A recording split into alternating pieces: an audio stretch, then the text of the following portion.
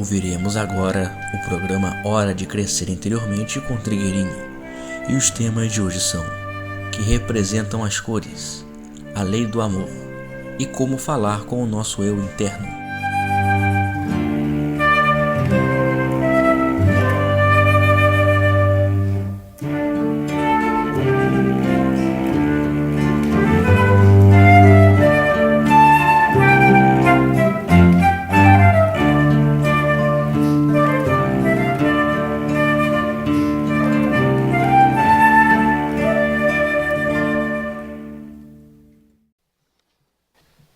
Uma pessoa está perguntando o que representa o amarelo e o que representa o azul celeste. As cores podem estar representando coisas diferentes. O que as cores representam não é fixo. Mas no campo da cura e no campo do uso das cores para a cura, nós poderíamos dizer que uma das coisas que o amarelo pode representar é a cura da mente. E uma das coisas que o azul celeste pode representar é a cura para a nossa área cardíaca. Então esta pessoa pode experimentar, ver este amarelo, ver este azul celeste. E quando ela vê este amarelo, quando ela imagina este amarelo, ela oferece a sua própria mente para ser curada. E quando ela imagina este azul celeste, ela oferece a sua área cardíaca para ser tratada, para ser curada. Ela pode fazer esta experiência. Cura para a mente não quer dizer que a gente tenha uma mente doentia. Cura para a mente significa nós termos uma possibilidade de unir a nossa mente com uma mente superior, ou de entrar em comunicação através do nosso plano mental com planos superiores. E esta cor amarela é uma vibração, representa um impulso muito importante para a mente. Eu conheci pessoas que sonhavam em cores, sonhavam tudo colorido. E, em geral, os sonhos coloridos são coisas do plano astral. Quando a gente sonha colorido, é sinal que o nosso corpo astral está registrando as coisas do nível dele. Então, compõe-se um sonho colorido e aquilo quer dizer que o nosso corpo astral está vivendo aquelas coisas, ou está em contato com aquelas coisas. E geralmente, a maior parte das pessoas, quando sonham, tem sonhos coloridos, principalmente as pessoas emotivas. E quando estas pessoas começam a se organizar emocionalmente e a sintonizar com níveis além do astral, de ver tudo colorido, elas passam a ver amarelado. Isto quer dizer que está havendo uma transição do nível das cores, como nós as conhecemos, do nível astral para o nível mental. Então a gente vai sonhando as coisas amareladas, depois aquele amarelado vai ficando cada vez mais claro, e aquilo então vai fazendo uma transição para os sonhos em branco e preto, para os sonhos que não são mais coloridos. Por isso é que o amarelo é dito que é a cor da mente, porque muitas pessoas começam a sonhar amarelo, isto quer dizer que os sonhos estão se transferindo do astral para o mental. E ela sabe que já são sonhos mentais, porque aí o amarelo desaparece e os sonhos passam a ser em branco e preto. Estas coisas são faladas respondendo a certas perguntas, mas os mecanismos não são iguais. E outro dia, uma pessoa veio observar que uma partilha na qual nós estávamos falando muito em sonhos e falando nessas interpretações, que as pessoas que nunca sonham estavam ficando desanimadas. Os sonhos são apenas uma forma da gente fazer este caminho. E existem muitas outras formas. E uma das formas mais rápidas, mais sintéticas de se fazer este caminho é aquela forma da gente não ver nada, não sonhar com nada, não saber de nada, não ter nenhuma impressão, nenhuma intuição, não ter nada. Uma das formas mais rápidas de se chegar a uma união é através desse nada. É através disso que não se pode chamar nem de vazio, porque a pessoa nem sentido de vazio ela tem. Tem pessoas que são consoladas, as pessoas que fazem esse caminho do nada, elas são consoladas se sentindo vazio, porque aí elas sentem alguma coisa, sentem que estão vazias. Outras sentem um deserto, isto é, uma coisa árida. Mas isto tudo quer dizer que a pessoa é da linha do nada. Não sonha, não sabe, não vê, não adivinha, não imagina, não pressupõe nada. Então, existe esse caminho também. Todos estão a caminho. E a questão está em a gente amar o próprio caminho. Em a gente estar no próprio caminho com bastante harmonia, bastante entrega e bastante simplicidade. Enfim, amar o que estiver acontecendo. E esse é o caminho. Uma pessoa diz que ouviu referências à glândula pituitária e ele se lembrou daquela fita, A Morte do Leão de Nemeia, que faz parte dos 12 trabalhos de Hércules, na qual se fala dos 2 lóbulos da glândula pituitária. E alguém comentou que os iogues antigos chamavam esta glândula de terceiro olho. A glândula se torna o terceiro olho, o olho da visão, quando ela une as suas 2 funções. Porque esta glândula normalmente tem 2 funções. No lóbulo frontal, na parte da frente, ela diz respeito ao funcionamento da mente, ela favorece o raciocínio e favorece a intelectualidade da pessoa. E no lóbulo posterior, ela cuida de regular a emotividade. Então é uma glândula que tem um duplo papel. Quando isto se funde, então a personalidade do indivíduo está coordenada, já está se alinhando com a alma e a personalidade vai numa direção só. Isto quer dizer que esta glândula sintetizou as suas funções numa só. Na nossa personalidade, quando esta glândula é sadia, tem sempre o nosso lado que vê as coisas como são e tem um outro lado que reage. Tem um outro lado que não quer ver e que não quer seguir e que não quer aquilo. Isto com a glândula sadia, personalidade tem essas reações. Nós vamos ajudando, vamos colaborando para que esta glândula tenha uma só função e não fique mais assim dividida na sua atuação, quando nós, muito habilmente, vamos percebendo que tem um nosso lado que vê as coisas e tem o outro lado que não quer ver ou não quer seguir. E com habilidade, a gente vai aí tomando uma posição para o lado daquele que está vendo. Mas isto precisa ser feito com habilidade, porque senão o outro lado reage. E aí começam outros distúrbios. Então, nós vamos nos inclinando para aquele lado que compreendemos que é o positivo, porque aí o outro lado vai sendo absorvido, vai sendo transformado, diluído. E isto tudo é o funcionamento da consciência, do ser, paralelo ao correto funcionamento da glândula. E quando este processo está mais avançado, quando nós já estamos mais estáveis no nosso lado positivo, no nosso lado que vê as coisas como são, começa um outro tipo de visão, um outro tipo de compreensão que não exclui aquela parte posterior.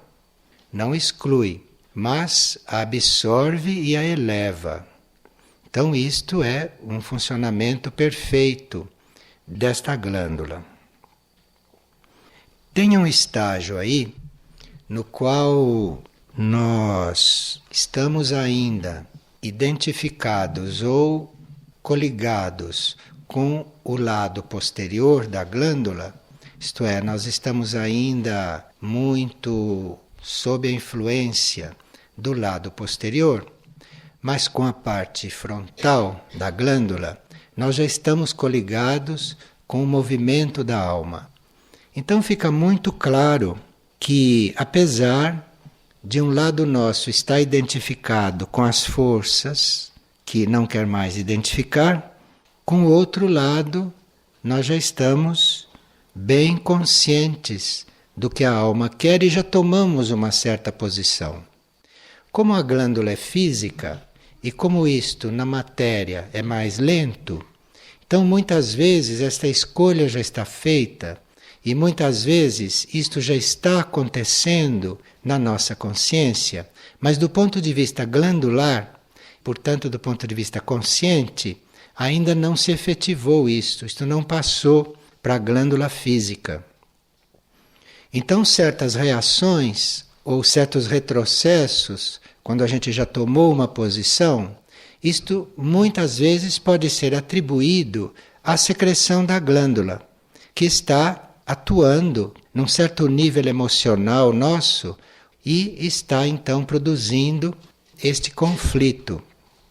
Bem, em síntese, aqueles que já fizeram uma opção pelo rumo que devem tomar, aqueles que já sabem o que querem e que não têm mais dúvida do que querem e que não têm mais possibilidade na consciência deles de retroceder, devem ter paciência com este lado retrógrado que continua como antes, porque isto é glandular também. E isto não se dá só com esta glândula, mas se dá com várias outras glândulas do corpo. Então, uma certa função da glândula, e que, portanto, produz estados de ânimo, produz reações, produz até posições, mas nós sabemos que isto é parte do processo glandular.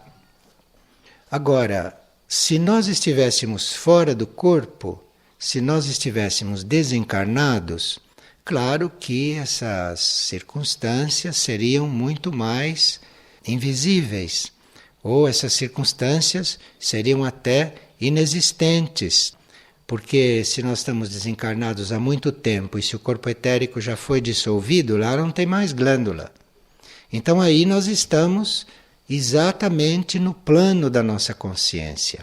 Mas quando estamos encarnados, tem todo este processo que a gente chama de material, de físico, corporal, mas que é muito glandular. No Leão de Nemeia, lá no livro de Hércules, se fala disto tudo, só que lá o indivíduo já estava num ponto evolutivo de resolver isto. Mas isto é resolvido depois de várias encarnações. E a cada encarnação, esta dualidade vai diminuindo. Isto vai se resolvendo. Não é que isto fique assim até o fim, mas num determinado momento isso se resolve. E é isto que é contado lá na história do Leão de Nemeia. Uma pessoa pergunta se uma pessoa comum que realiza um trabalho espiritual, se ela pode estar trabalhando em outro plano. A nossa consciência, como nós sabemos, está em vários planos. E nós podemos estar fazendo uma vida aqui e num outro plano estarmos fazendo uma vida diferente. Então, nós podemos estar fazendo uma vida aqui e num outro plano, servindo, trabalhando ou vivendo outras coisas. Mesmo as almas avançadas, mesmo os seres avançados, tem diferentes tarefas em vários planos. O ser do indivíduo é que vai passando por processos de união e ele vai ficando cada vez mais unido. Ele vai se sentindo cada vez mais uno. Mas este ser vai servindo em vários planos de consciência. E se ele tem corpos, corpo físico, ou se ele tem corpo astral disponível, ou se ele tem corpo mental também disponível e outros corpos, com esses corpos ele vai servindo em diferentes planos. Em cada plano ele serve com um corpo. Agora, há seres que evoluem muito e vão se recolhendo no próprio centro. Então estes seres têm um desenvolvimento cósmico, então deixam de ter corpos.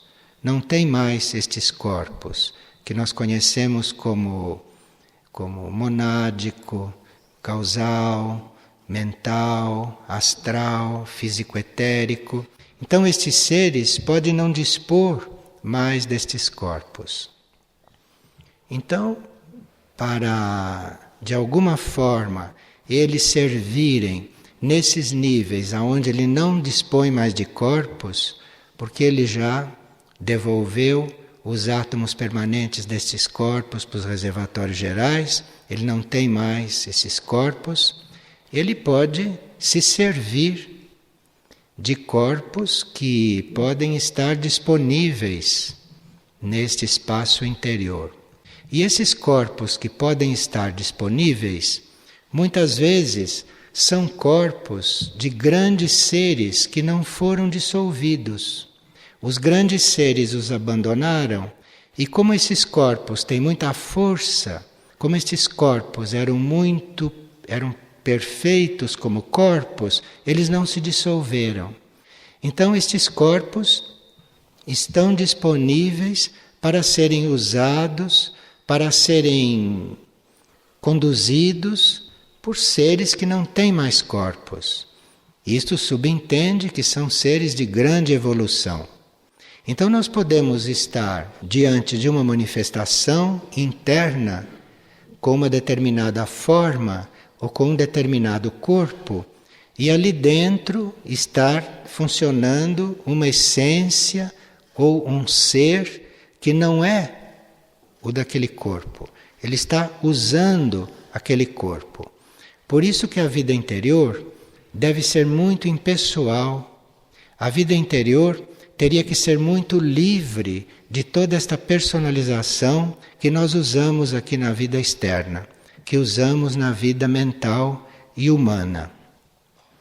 Então nós podemos, por exemplo, ter uma visão ou ter uma experiência com alguma forma sutil de algum ser conhecido e não ser aquele ser conhecido que está ali. Ali pode estar uma energia que não dispunha mais de corpo, que é totalmente impessoal e que está usando aquela forma, que está vitalizando aquela forma para de alguma maneira nos alcançar, agir beneficamente sobre nós.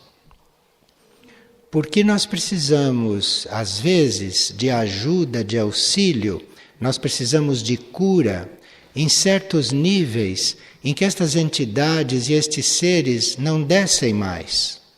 Então, digamos que uma entidade como Samana tiver que atuar em um nível nosso, que para ele não é um nível que corresponda às projeções que ele possa fazer, então esta entidade pode, naquele nível, ou criar uma forma para atuar sobre nós, ou pode usar alguma forma que esteja ali disponível e que seja considerada adequada para ele.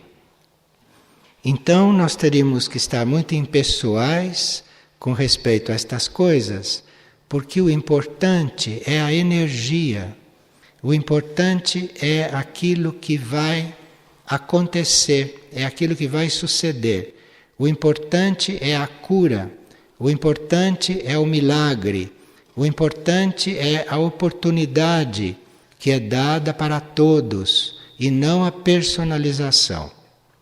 E quanto mais a gente vai se liberando da personalização, mais isto tudo flui com liberdade, flui livremente. E uma pessoa pergunta como é que ela pode conhecer e viver a lei do amor em todas as suas manifestações.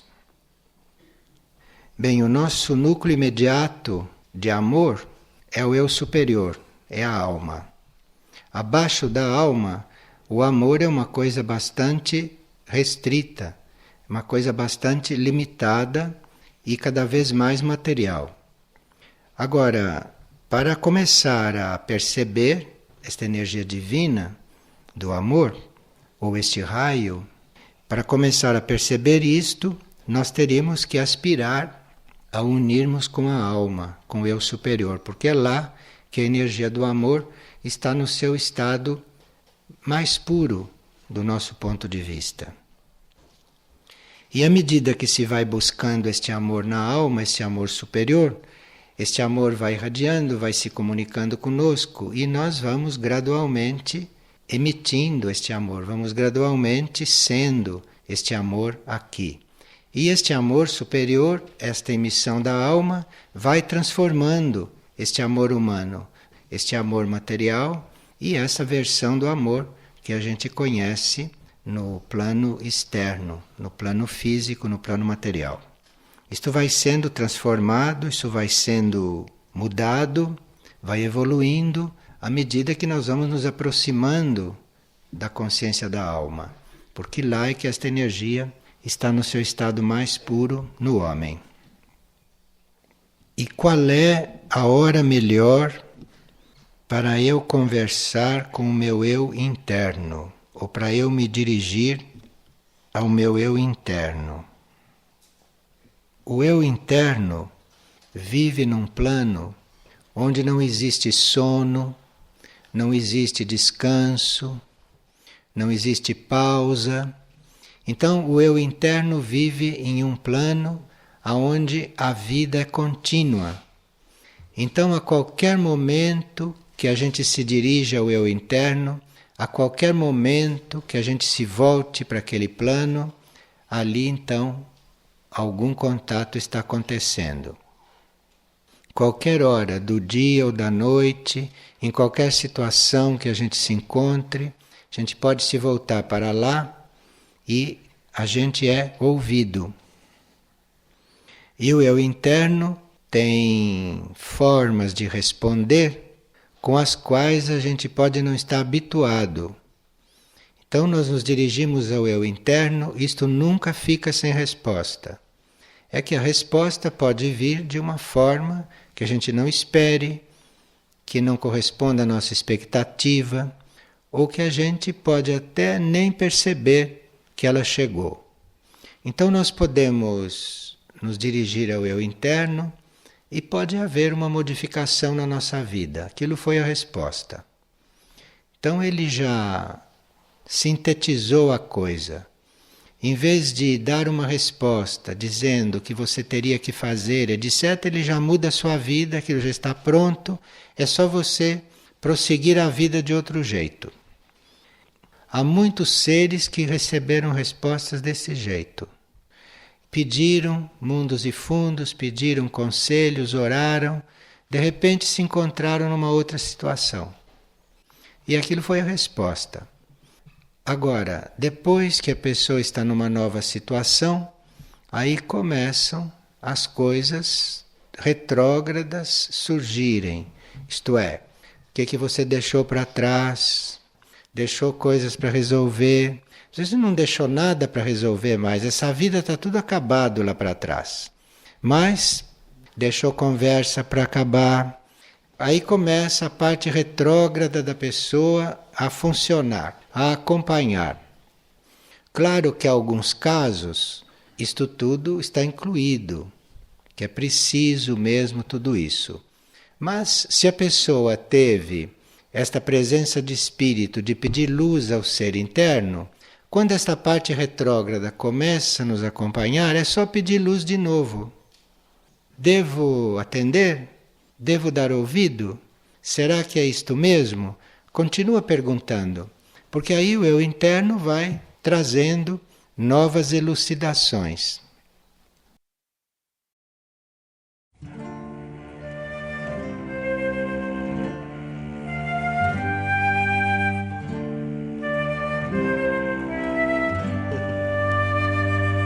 O programa Hora de Crescer Interiormente com Trigueirinho é apresentado todas as segundas e sextas, às 17h30. Todo acervo de palestras gravadas de Trigueirinho está disponível gratuitamente no site da editora Irdim, www.irdim.org.br. E para maiores informações sobre o autor, visite também o site www.trigueirinho.org.br. E em Nova Friburgo, informações no endereço Rua Ernesto Brasílio, 14, Sala 307, Edifício Central, Centro.